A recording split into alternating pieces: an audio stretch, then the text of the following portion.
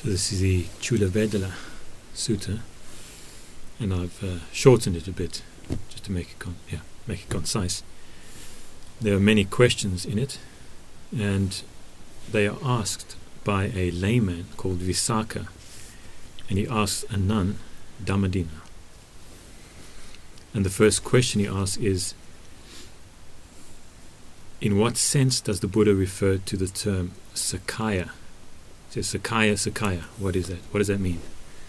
And the translation for that is, well, there's many different types, but it's identity, identity view, personality view, or embodiment.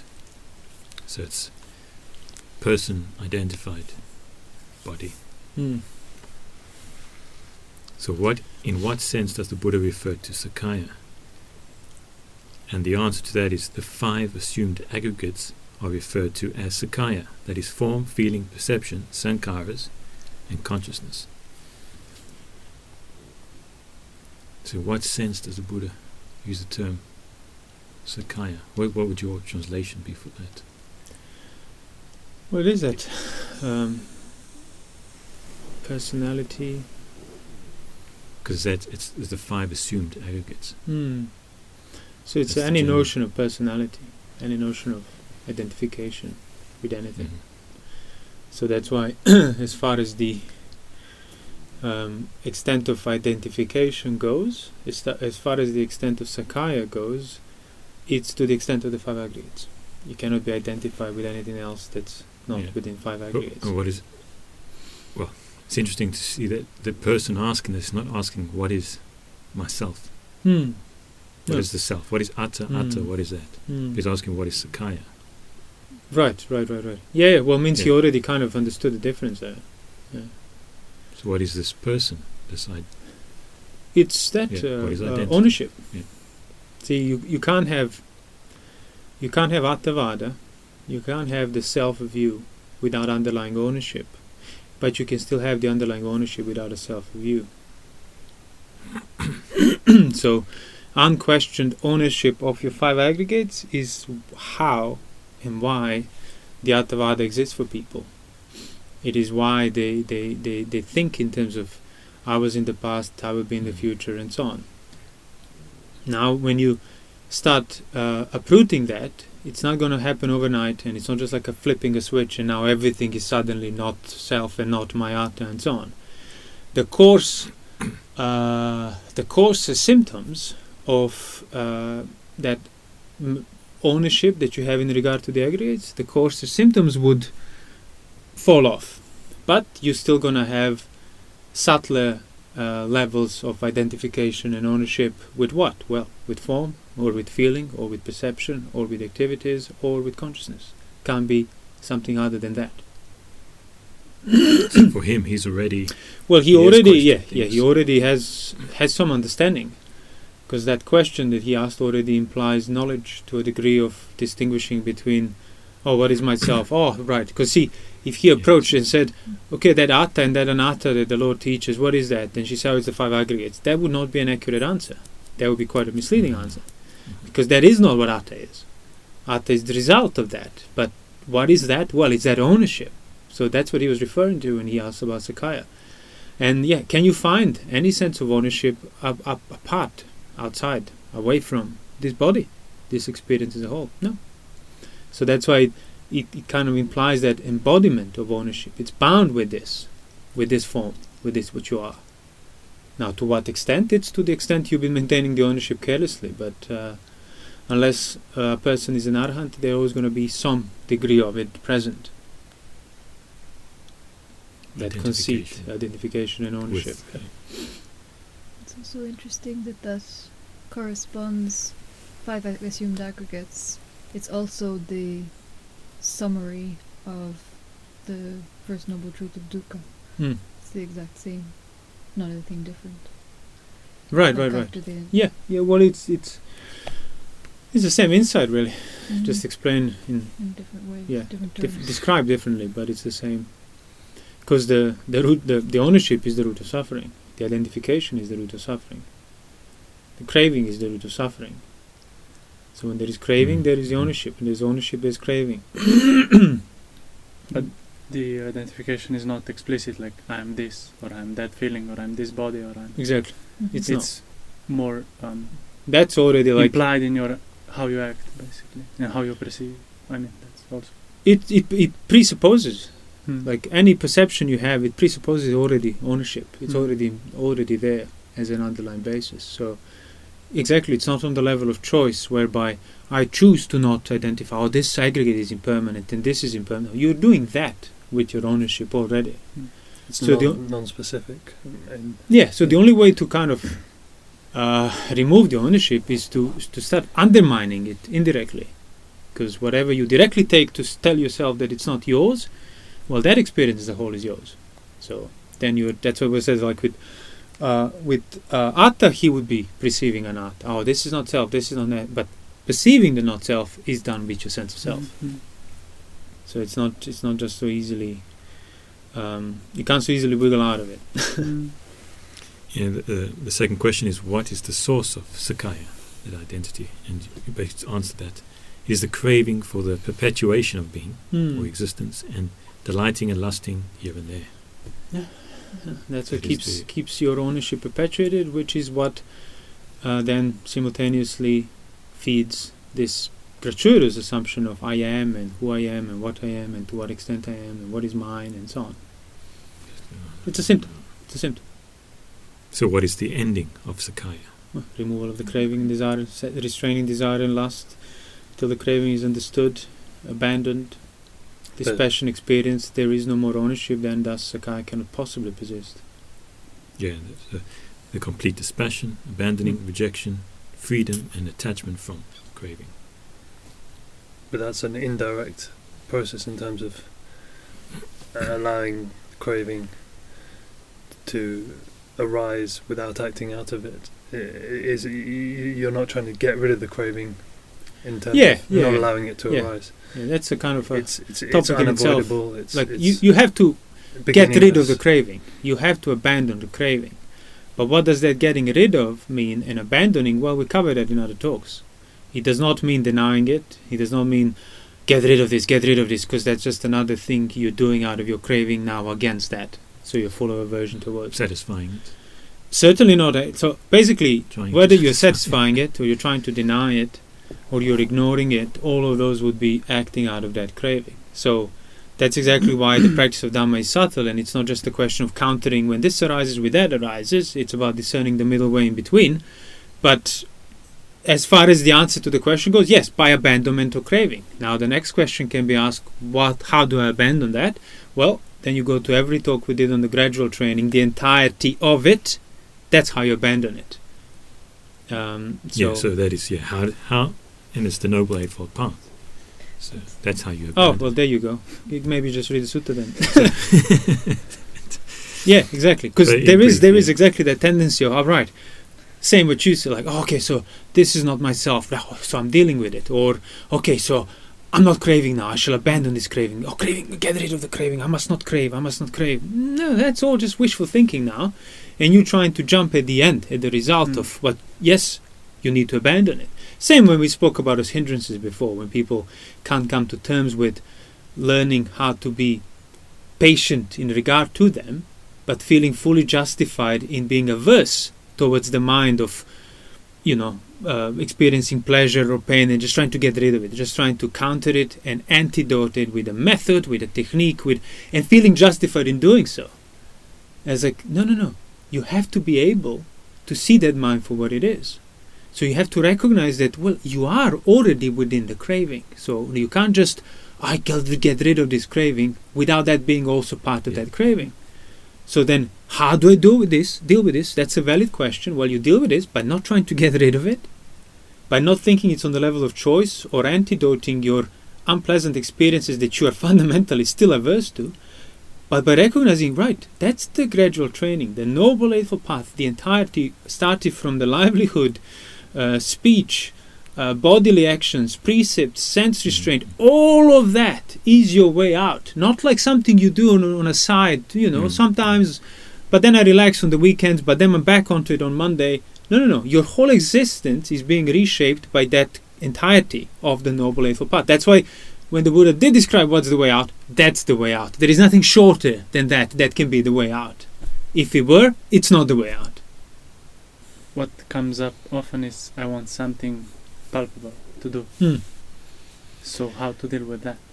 Because that's too ambiguous. There's a lot for of me. palpable stuff, such as keeping the precept. Yeah, that's very very something palpable. I can do. When you want to look at things that are rooted in greed, aversion, delusion, you don't. That's something you can do as well. Keep your mouth shut when you want to say something. That's something you can do. Don't go out into the crowd or company. Stay alone in the group. That's something you can do. But it's not what I want to do. So give me something palpable to do that I also want to do and that will result in the immediate pleasure. Well, that's not the practice of the Dhamma then. But yeah, depending how you look at it, there are lots of palpable things to do, and more than enough actually. Give me something quick. Yeah. Well, Something that's just- really what's being asked. Just Yeah. give me- Right, but kind of Dunno. just give me something that would take me all the way there without all of this. defined something that I can hammer away at. Yeah. Just straightforward. Just give me a view that I can agree with, that will make me feel like I'm absolved from responsibility and duty, and thus I'll be saved. Just that's it.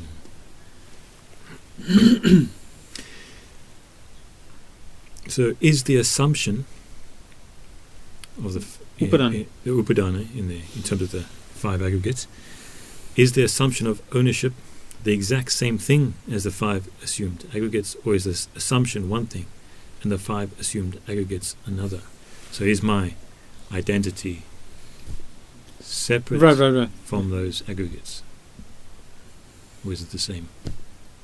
Aggregates don't depend on craving at all or clinging at all, but clinging depends on the aggregates. So it's like a parasite almost. What is a parasite? The assumption. The assumption of Upadana. Yeah. So upadana is not the form, feeling, perception, I mean, sankharas, it consciousness, depends on. but it depends on them. No, the five aggregates don't depend on the upadana. Yeah, but that's not the the question. The upadana question is upadana different from the five aggregates or not? No, it's not separate from the five aggregates. It's not separate. Yeah. So if it's not separate, does it mean it's one of them? It's the same as them? The way I understand it is, it's like, well, you used the word like bridging, in terms of, it's like rests on top of the five aggregates in. So then it's different thing than five aggregates. That's, It's neither, but as in, I was thinking like a simile would be kind of like rust, as in it's not, the rust is not a separate thing from the metal, but it's not, it is not the metal in itself. It is kind of part of the. It's neither the five aggregates, nor is it a separate thing, the five aggregates. Right, but can we as come up with a the- better example then? With a more accurate example?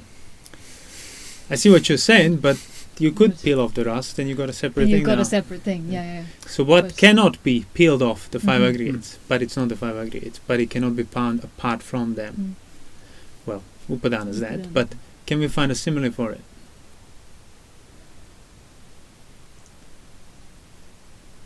So something that's not the thing, but it cannot exist without the thing.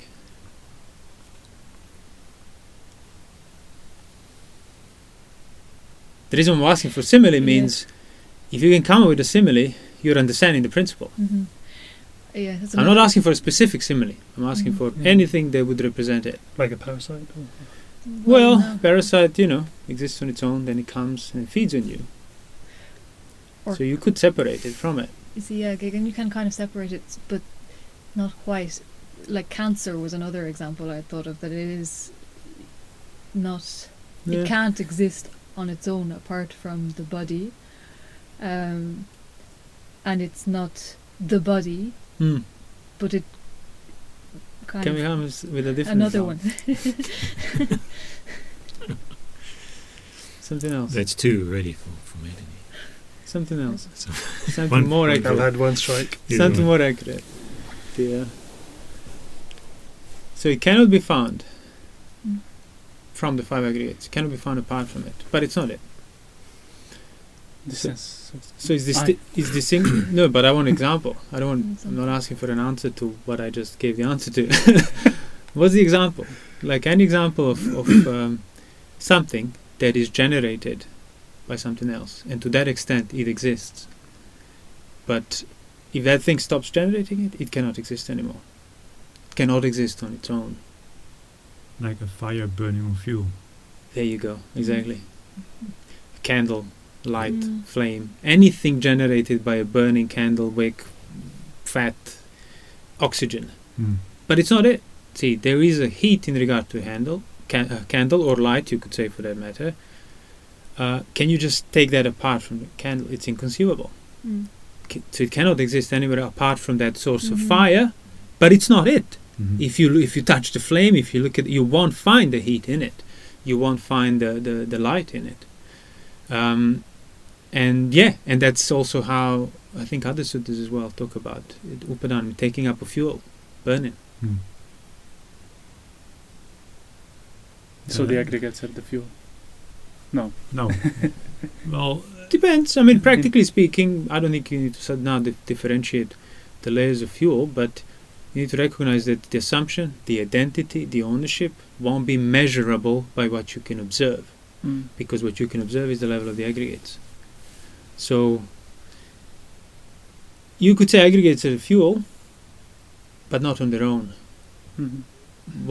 What is it that makes the aggregates the fuel? What Mm. lights them up? Lust. Yeah, In exactly. regard- Desire and lust in regard to the observable, in regard to the attended, Mhm. in regard to the direct experience. Desire and lust. That's why there is a heat of atta there. That's why there is a sense of self enduring. That then you end up assuming, because see, like, oh, this light here, it's separate from. I see the candle because of the light. Thus, the light comes first. yeah, so when one is approaching the Dhamma, one already finds the fire burning. Yeah, whether one approaches or not, one is already thoroughly Yeah, that is that. burning. Yeah, so there's no neutral position. No. There's No. already fuel and Yeah. it's already on fire. Yeah.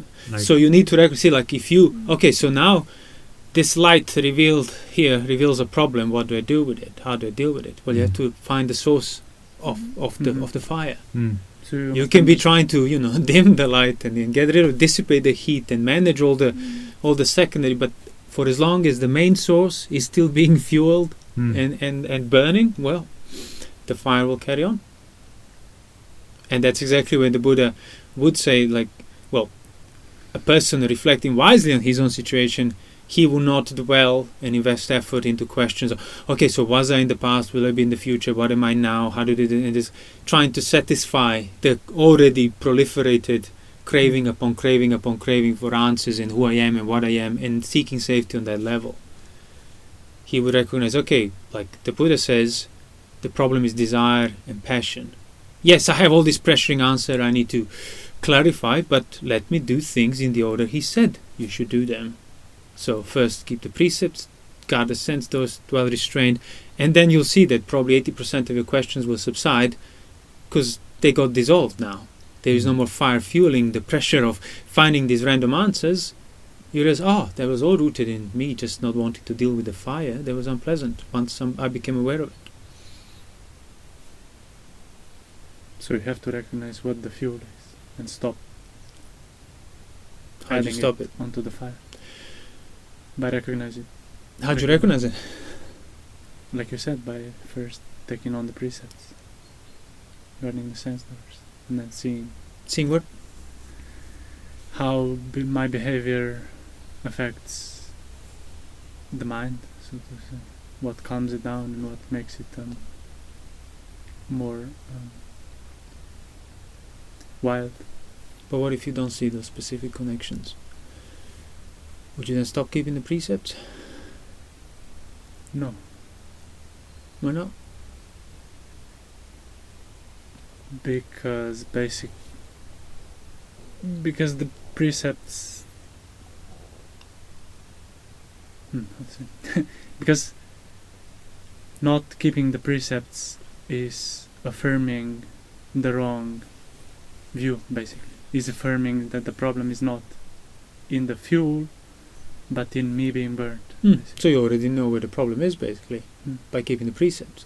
So you don't need to keep the precepts to then find out later on these connections and stuff that will then justify. No, you already know. You already have a sense, and everybody does to some extent. They just don't know the extent of it. But everybody can already recognize that, yeah, I can already... If somebody just comes out of blue and says, okay, well, here are two options. One fuels the fire, one diminishes. Which one would it be? And then the option, the A, B, C would be sensuality, restraint, ill will, non-ill will, and so on. Even the most uneducated person, if it's honest, will already, 99% of them will get the right answer. You already have a very good inkling what increases the burning and what decreases it. Just staying, committing to it, dealing with it to the extent necessary, enduring it, not going back and forgetting the bigger picture. That's where people need encouragement and so on. Knowing what to emphasize. See, if I emphasize to you, no, it's when this mind moment of craving happens, well, in between that space you stop, and that's it. And it's like, okay, now I'll get these abstract ideas that I will confuse for practical instruction. Everything else becomes second, because I emphasize these results of the successful practice that I don't really partake in, because I haven't fulfilled the gradual training. That's when people say, the Buddha talked about the properties of Nibbana, pretty much being universal, what Nibbana is, yeah? So then it's like, okay, so then that applies to me as well, because, yeah, the five aggregates, they cannot be appropriated. Upadana is not the aggregates, there is the element of Nibbana. Thus I'm already in Nibbana, I don't need to do anything. I mean, that's not an uncommon view. The entire Buddhist schools evolved from it. Oh, you're already in Nibbana, just stop forgetting it, type of thing. But it's like, you're not. Yes, in every ill person, there is an element of health, i.e., there is a possibility of cure. But that doesn't mean that while he's still sick, he's cured, because he could be cured.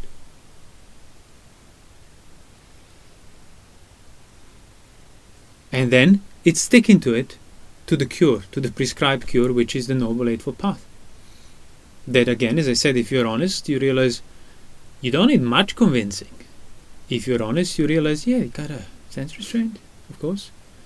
I can't be acting under these things and at the same time expecting mind to go beyond it all when the slightest desire or ill will or irritation or laziness just makes you act and commit to it and want to not deal with anything else.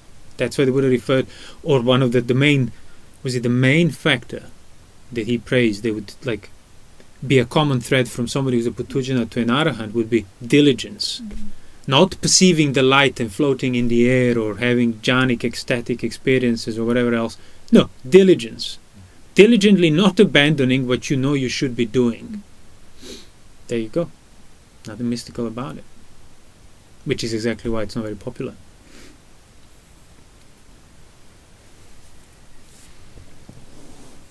So yes, the desire and lust for the five assumed aggregates is the assumption there.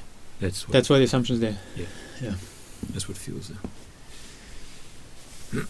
So how does Sakaya come about? How does identity come about? And it's when an uninstructed ordinary person has not seen the noble ones, has neither heard them, and is neither skilled nor trained in their teaching. They regard form as self, self as having form, form in self. So he doesn't know what to emphasize, really. He just, identified with everything. And how does identity view, Sakaya, not come about? Is when an instructed noble disciple has seen the noble ones, heard their teachings, skilled and trained in their teachings. They don't regard form as self, self as having form. They don't regard feeling. And how do you not regard the five aggregates? As yours. Yeah, how do you do that?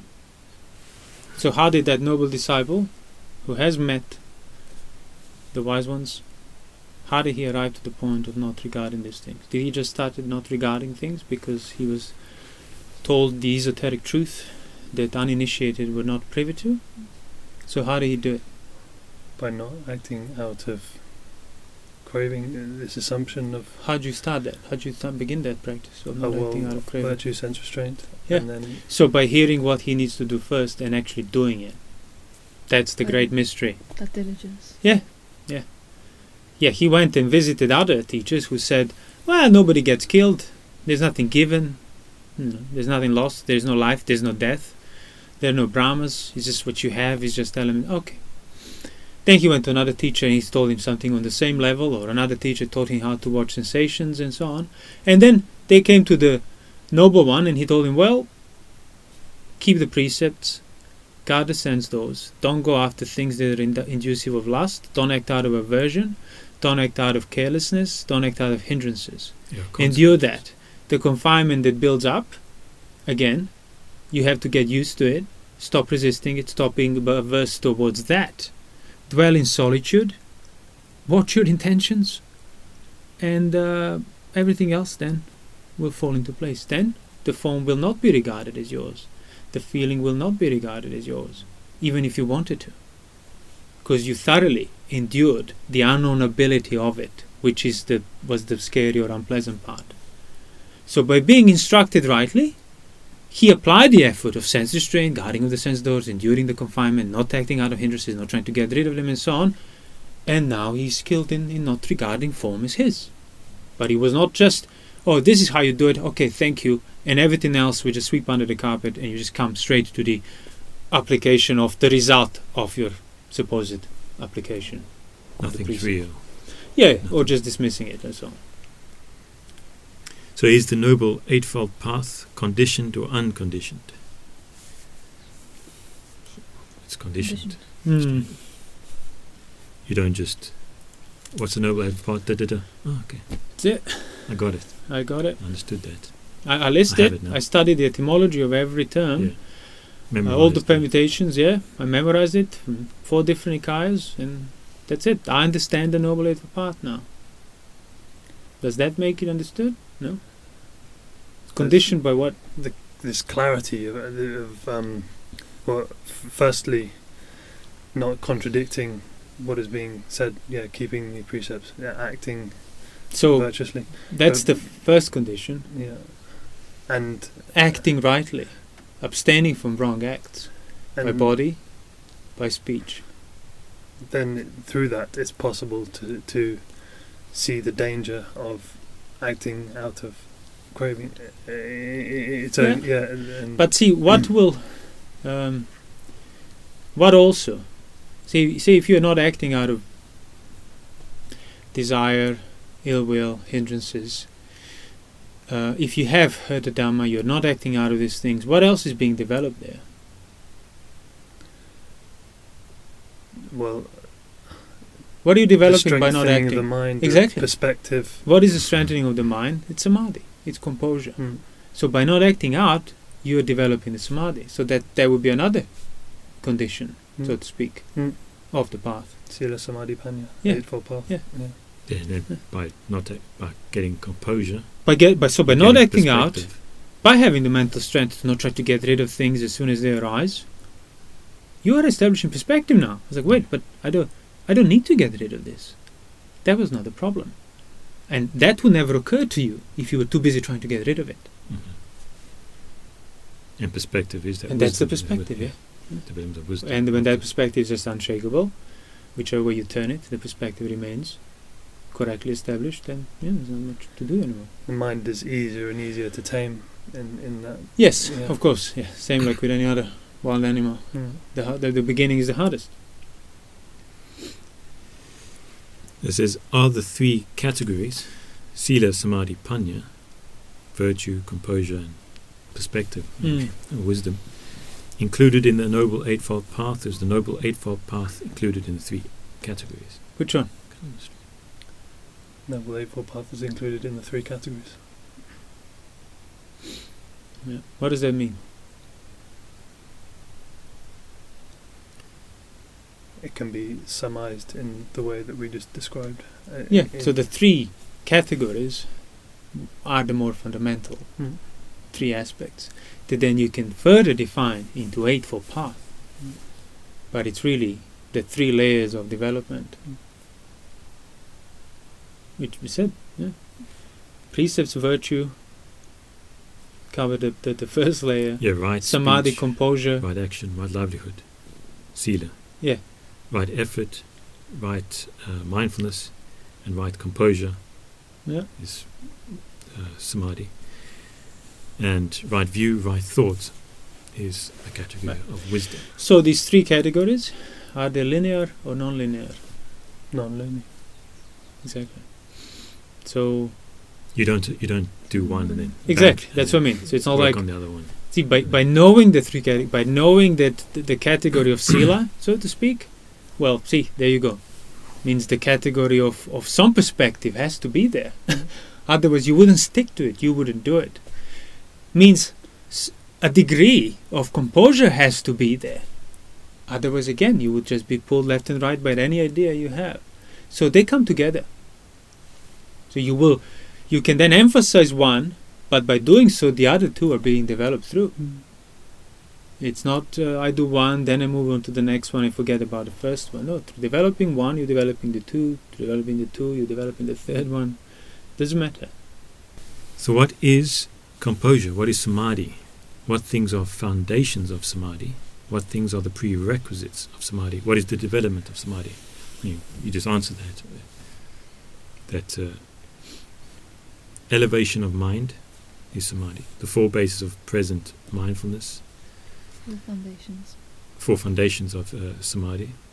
The four right efforts are prerequisites for samadhi. The cultivation, development, and making much of these very same things is development of samadhi.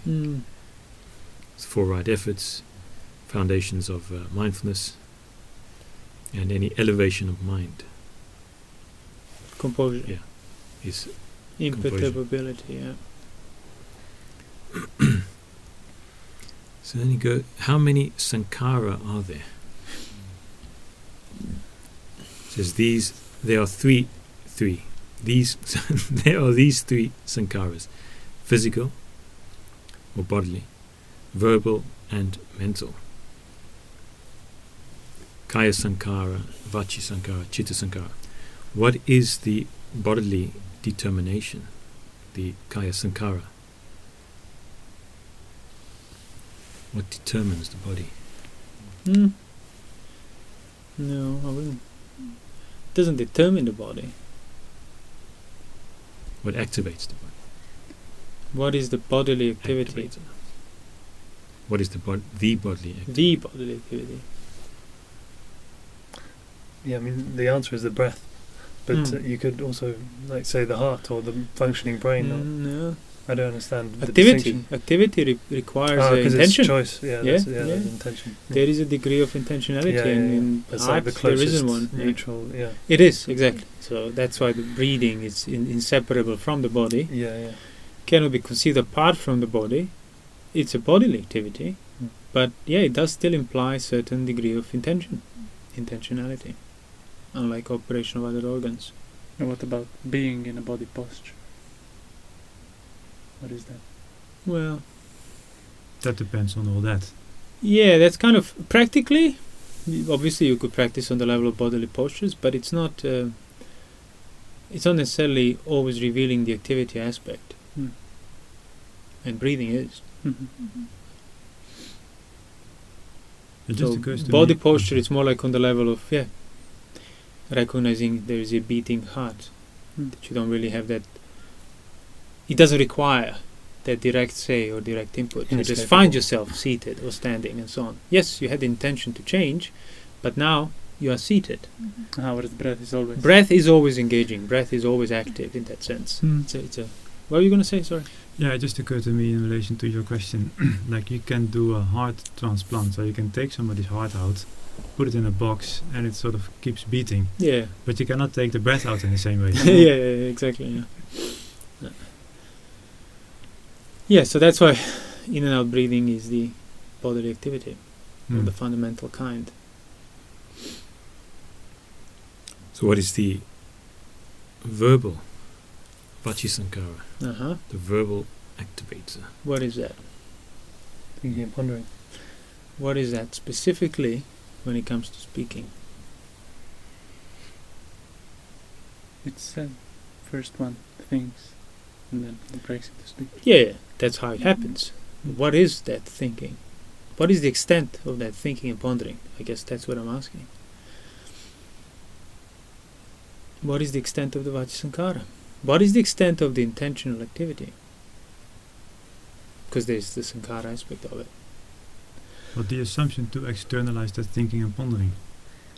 Externalize, between quotes, that's sort of the problem. So is that assumption? That assumption to externalize? Yes. To use that description? Is that another thought? Yes. Well, I would say it's actually more fundamental than that. What would that be then? Yeah, well, yeah, I'm not saying that it's not also a thought, but it's like you can have all sorts of particular thoughts about this, that, and the other, but then as a determination for speech, there would be something which is still a thought, but it seems to be more deeply rooted. It assumes deeply rooted into what? Yeah, in relation to perhaps more particular thoughts. So it's another thought then. Yeah, I'm not denying that it is also another thought. But what else is if it's not just a thought? Because you keep saying it's not. I'm not denying it's also not a thought. What else is it beside the thought? Can it be something else? No, maybe what I try to say is that it's held more deeply than sort of deep to what? What is the surface that you measure the depth from?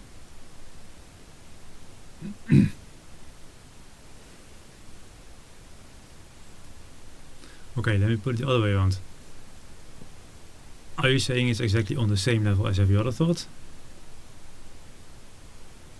I don't want to give you the answer before you answer me.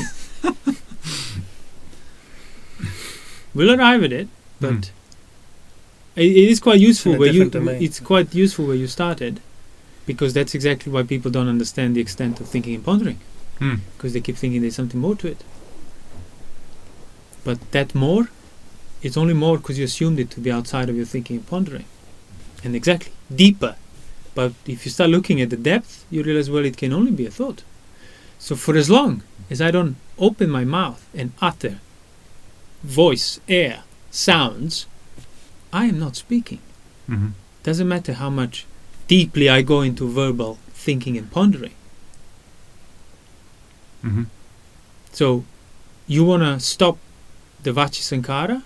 Stop speaking and stop assuming the speech through your thoughts. That's it. You don't have to shut your thoughts, or even verbal speaking, you don't have to shut down in order to be quiet. Because that's not what a speech is. It says like the Vachisankara, the activity of breaking into speech, the necessary activity for it is thinking and pondering. Yes. Exactly, on that verbal kind. But you realize for as long as you're not breaking into speech, it's going to be thinking and pondering. Doesn't matter how you feel in regard to it and what assumptions float around, and if your mouth is all pressured to say something, breaking into speech happens in its own domain, and this does not enter that domain.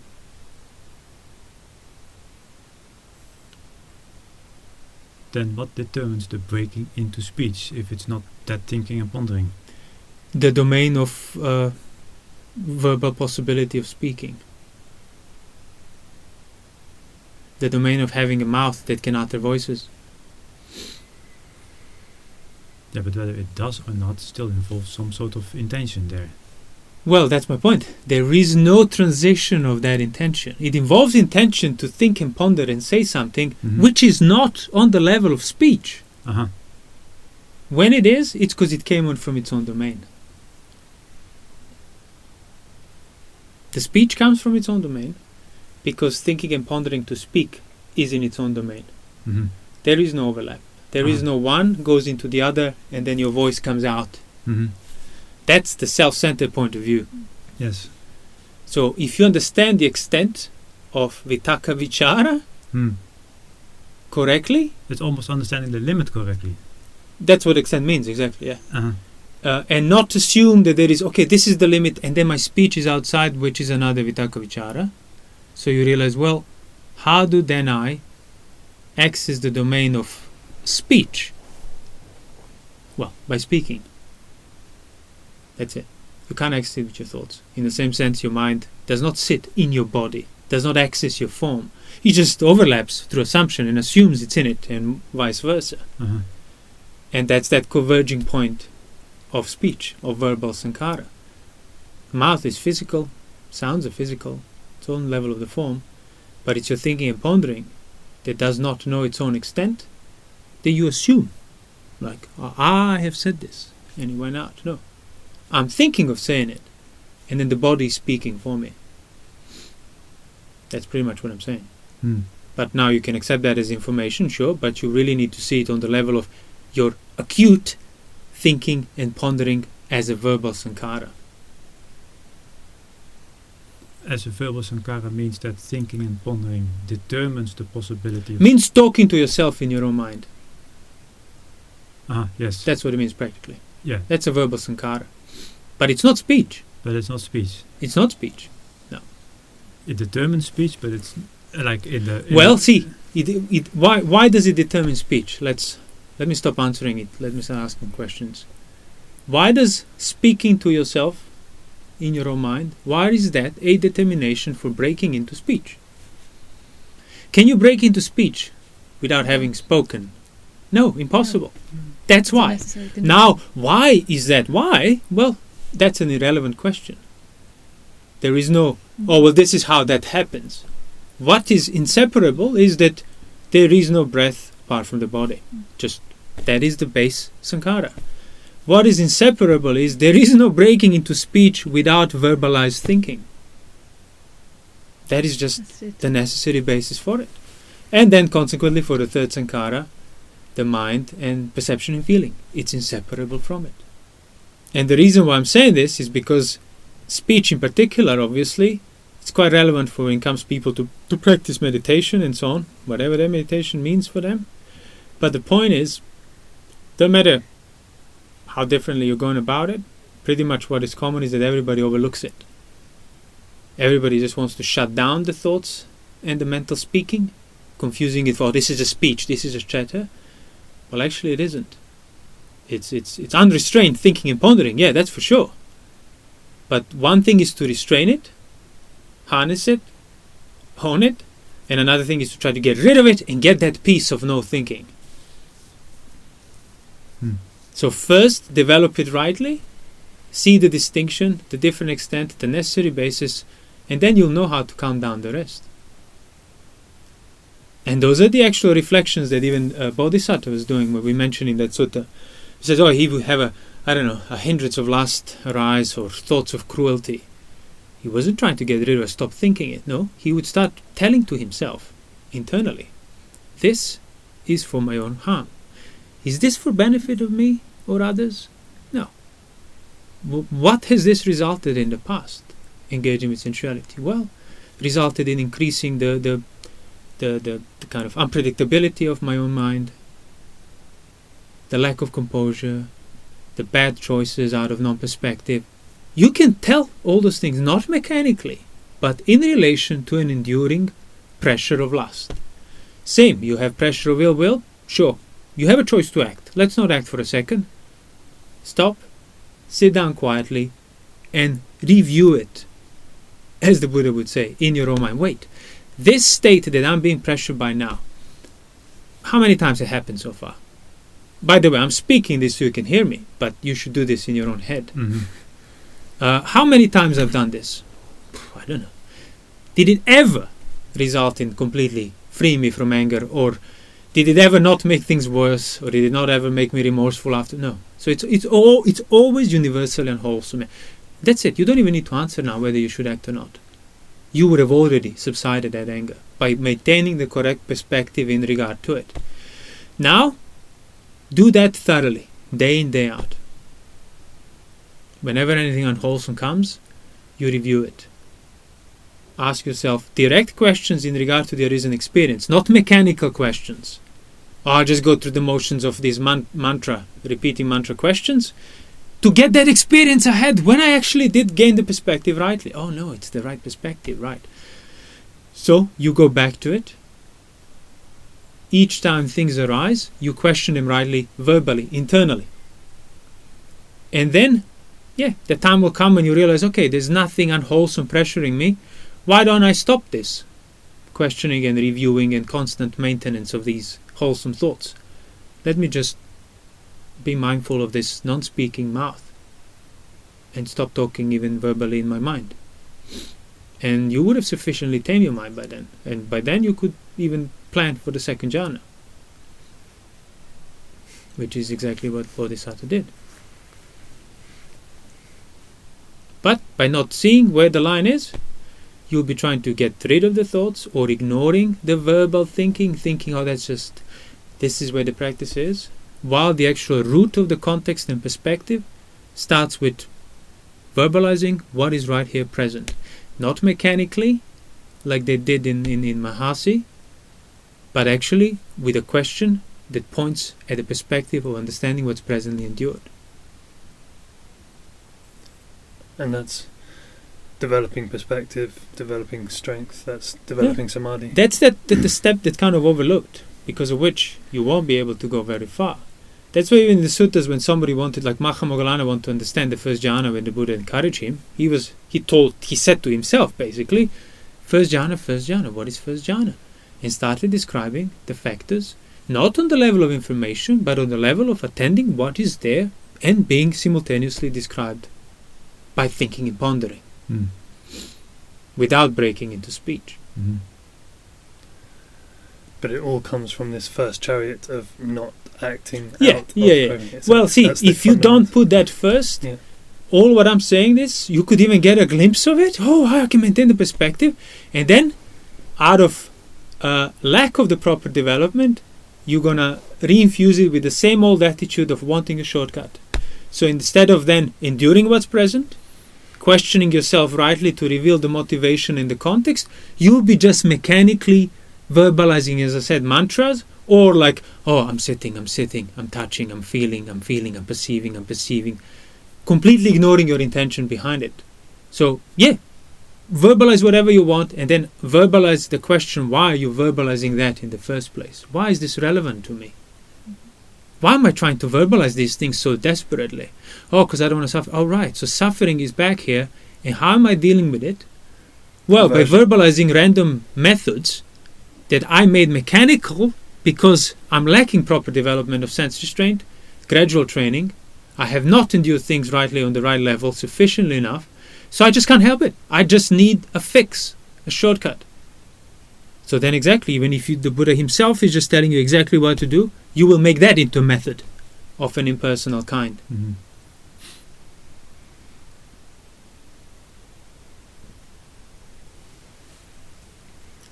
So just once again, what is the physical activator, the verbal activator, and the mental chitta activator? Breathing is the physical sankhara, thinking and pondering is the verbal sankhara, perception and feeling are the mental sankhara. How is breathing a physical sankhara? How thinking and pondering a verbal sankhara? How perception and feeling a mental sankhara? Breathing is physical. It's tied up with the body. That is why breathing is a physical sankhara. Having thoughts and pondered, reflected, you break into speech. That's why thoughts and reflection are verbal sankhara. Perception and feeling are mental. They are tied up with the mind. That's why perception and feeling are mental processes, activators. So how does someone attain the ending of perception and feeling? Oh, that's the complete cessation of sankharas. The complete sensation of sankharas. Well, that's that's the most refined one. So if you can attain that, it means you would have abandoned the speech and the breathing, for that matter. So well, by doing everything else we said up to this point. I find the answer to this one quite good in relation to many other things as well. She says, a monk who is entering such an attainment does not think, I will enter the cessation of perception and feeling. Well, I am entering the cessation of perception and feeling. Or I have entered the cessation of perception and feeling. Rather, their mind has been previously developed so as to lead to such a state. Exactly. So it's the result of developing the same principle way before that. But there's no I am. There's no room even for In such it. a thought. Yeah. Yeah. No, because that's a perception. Oh, this must be perception. The cessation of perception and feeling. Yeah. So, yes, which cease first for a monk who is entering the cessation of perception and feeling? Physical, verbal, or mental activators? Which one? Verbal. Verbal ceases first. Verbal ceases first, then the physical, then the mental. So then the breathing. Yeah, would cease before the mental. So how does someone emerge from cessation of perception and feeling? A monk who is emerging from such an attainment does not think, I will emerge, I am emerging, or I have emerged from cessation of perception and feeling. Rather, their mind has been previously developed so as to lead to such a state. So which arise first for a monk who is emerging from the cessation of perception and feeling? Physical, verbal, or mental? And it's just the opposite, basically. Mental arise first, then the physical, then the verbal.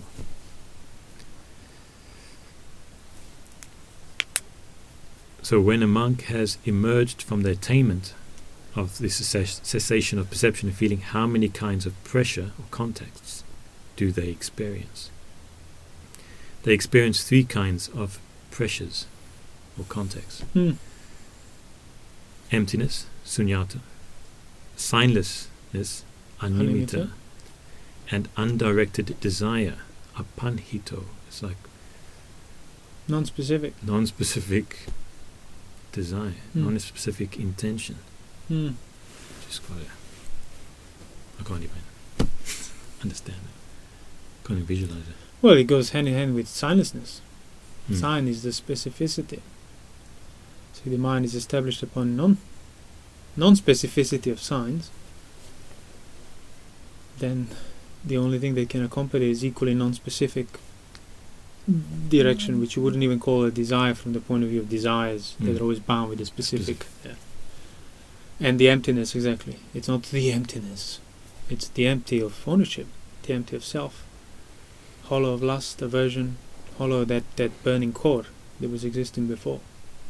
But it's still a contact. Well, again, but it's like, sure. Technically, you can call it a contact, but only by abandoning the contact that non-arahant has, you can understand the contact of an arahant. Because that's pretty much an arahant. That's an arahant there. Yeah. Maybe there's some residue left, I suppose, but... So when a monk has emerged from the attainment of a cessation of perception and feeling, what does their mind incline to? Solitude, seclusion. Their mind inclines Dispassion. to detachment.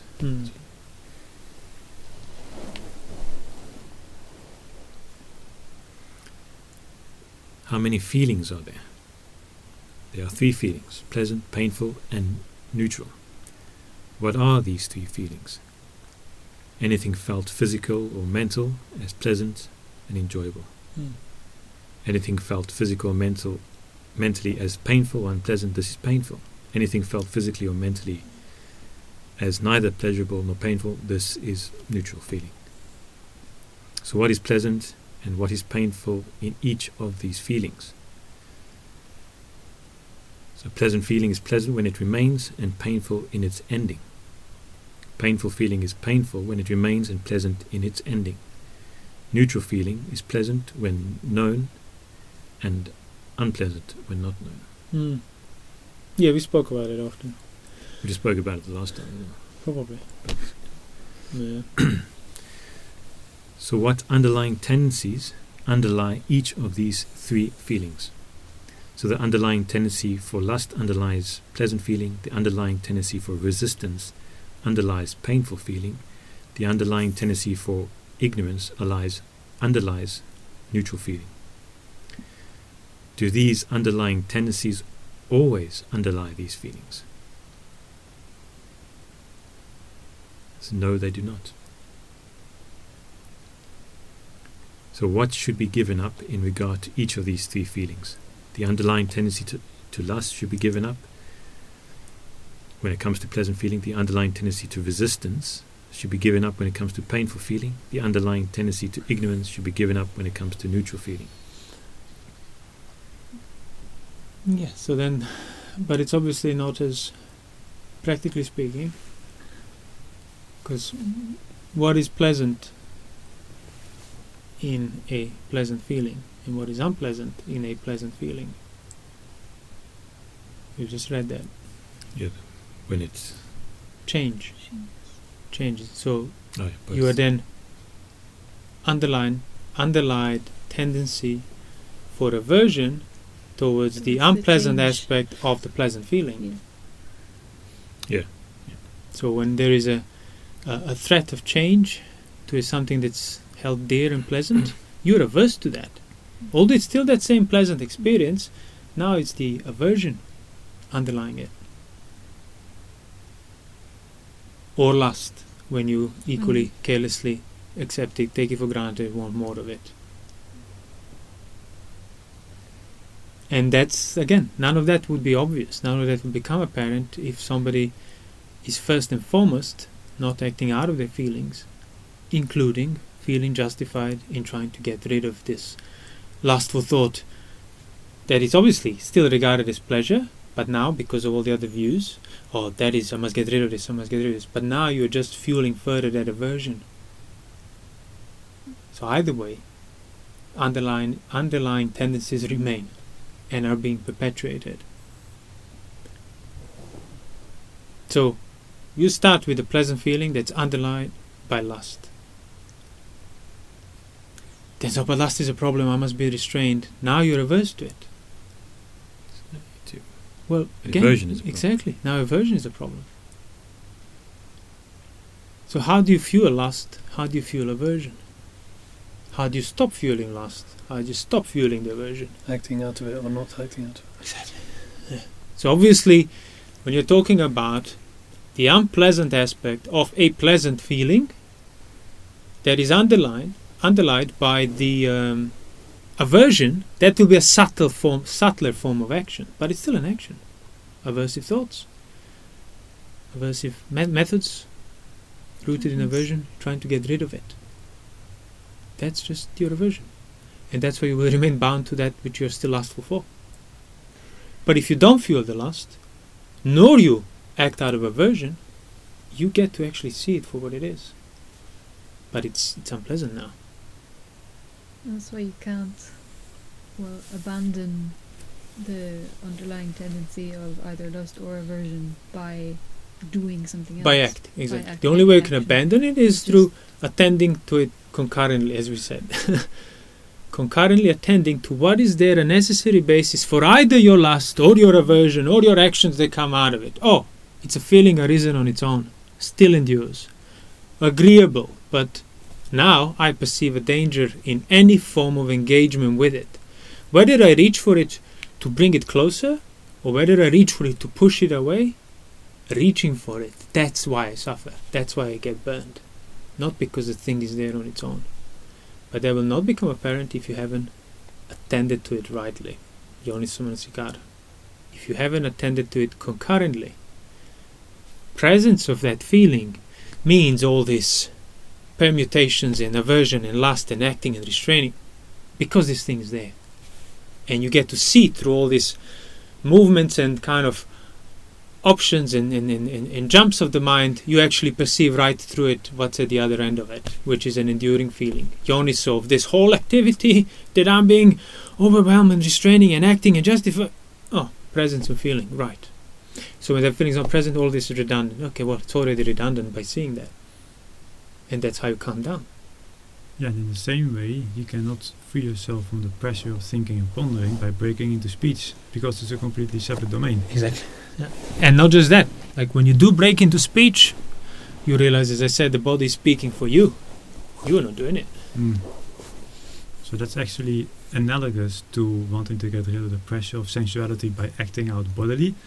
in exactly the same way, you cannot free yourself from the pressure of thinking and pondering by breaking into speech, which is why both those domains need to be understood in order to dwell free from sensuality and unwholesome states. And the pressure, in the first jhana. You are pressured by the domain you assumed can pressure you.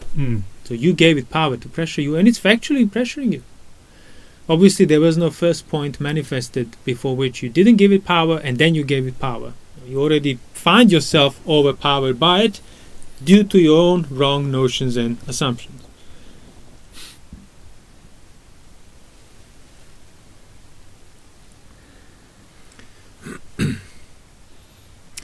So should those underlying tendencies be given up regarding all instances of these feelings? So are there always these underlying tendencies to every single pleasant feeling? No. It says no, not in all instances. Take a monk who is withdrawn from sensual desires, from sensual pleasures, withdrawn from unskillful qualities, enters upon the first jhana, which has the pleasure and joy born of withdrawal. Thinking and pondering. While thinking and pondering, with this they give up lust and the underlying tendency to lust. Just to again specify it in light of what we've just been saying, so with quite a degree of activity of thinking and pondering. It's not thinking and pondering, but actually without thinking and pondering, which is what contemporary notions of jhana would generally seem to imply. Yes, thinking and pondering, but then when you look at it, it's no thinking, no pondering, because that's too active. But no, with thinking and pondering, with verbal sankhara, pleasure and joy, born of seclusion, born of safety. Safety from fully discerning the extent of the domains that cannot touch you because you're not in them. Why would you worry about what's happening in the prison when you realize you're not in it anymore?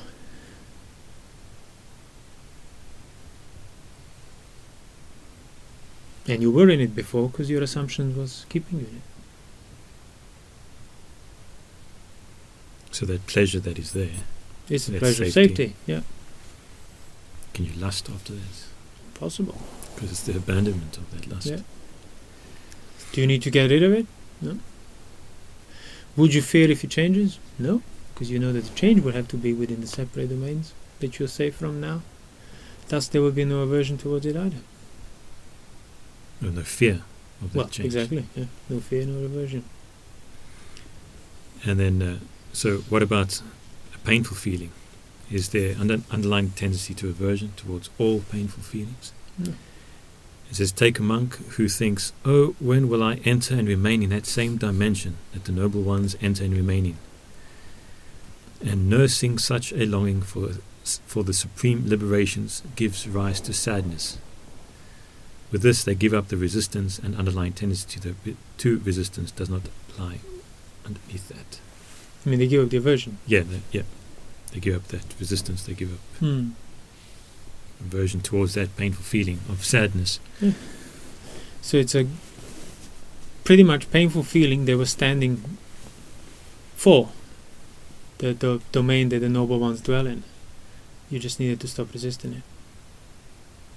And when he finally stops resisting it, he's in the domain of the noble ones that are dwelling peacefully. Because now he's not averse towards it. So, and then in terms of neutral feeling, is that underlying tendency towards ignorance? Does it underlie all neutral feeling? It says, no, take a monk who, abandoning pleasure and pain, and ending former happiness and sadness, enters upon the fourth jhana without pleasure or pain, with pure equanimity and recollection. With this they give up ignorance, and the underlying tendency to ignorance does not lie under within that. Under that.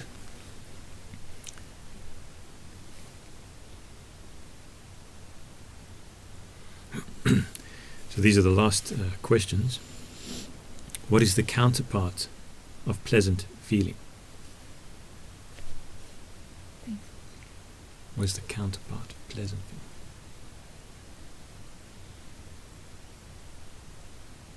What is it? Painful feeling. What's the Pali word for counterpart? It is counterpart, but so I don't quite understand it's like, what is the counterpart of pleasant feeling? What is the opposite? That's what it's asking? It's the answer to it. Yeah. So painful feeling. Mhm. So what is the counterpart of painful feeling? Pleasant feeling. What is the counterpart of neutral feeling?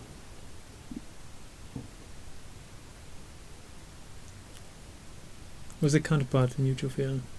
What is the opposite of neutral feeling?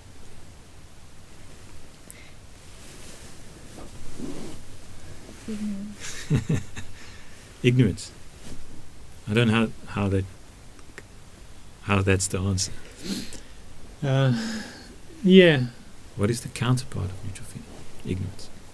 Presence of pain, pleasant feeling, counterpart would be pain when that pleasure changes.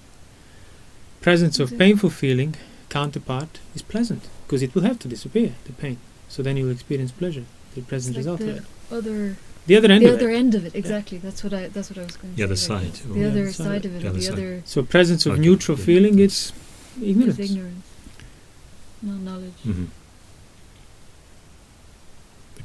The other side of neutral feeling is ignorance. I still don't get that. Simultaneous.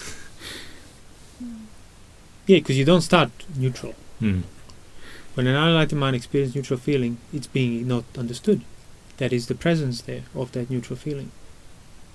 Counterpart of it. Not after, at the same time. So what is the counterpart of ignorance? Well, Non-ignorance. So now when ignorance is seen as present, well, Mm. see, That's not you stopped ignorance. ignoring Yeah, it. yeah. Yeah. That's the others. That's the other It's side. another simultaneous thing now. That's why you could only answer that question like what is the counterpart or the other end of neutral feeling if you had already kind of understood the counterpart of ignorance. Yeah. Otherwise that's Yeah. just all invisible basically. To some extent, and then. Yeah, you could start sort of carving it from the inside, Mm. but it will take a while. So what is the counterpart of ignorance? Is non-ignorance or knowledge. What is the counterpart of knowledge? Yeah. So what is the present end of present knowledge? What is the other present counterpart? I can't think of a better word actually. So like liberation and more. Dispassion, Yes, liberation, yeah. Freedom. freedom. Yeah. Presence of knowledge means freedom is present, liberation is present, dispassion is present. So if the knowledge is present sufficiently long, its counterpart will be equally present sufficiently or long enough for you to fully then see liberation, freedom as that which is present now. So what is the counterpart of that? Of freedom. Well, that's complete Nibbana. Nibbana. Yeah. So what is the counterpart? What's the Of counterpart Nibbana. of that Nibbana? That designation does not reach that. And the nun, she answers Visakha, your question goes too far. Visakha. You couldn't figure out the limit of questions, for Nibbana is the culmination, the destination, and the goal of the holy life. Yeah, also Nibbana is the undetermined, so how can it have an opposite? Exactly. Yeah. So that is the end of it. This the counterpart of knowledge being freedom, to me also points to the fact that the suffering is the ultimate. Coming out of suffering is like the ultimate, or the broadest intention in terms of. So what is the ultimate knowledge? Okay, the ultimate What is the knowledge ultimate counterpart? is freedom From suffering. from suffering. So there's no intention that anyone can have that isn't rooted in That wanting doesn't to come partake out in of it. suffering, Yeah. wanting freedom. Yeah, I think basically as long as the just to highlight, to repeat, the counterpart, it's simultaneous presence. So it should not be understood as what comes later. Mm-hmm. So it's like, as I said, painful feeling is implied in current pleasure, because current pleasure will have to change, and there will have to be then felt painfully. And that's already painful. Knowledge, that is presence of that pleasure to an ignorant mind, it already implies pain. Same.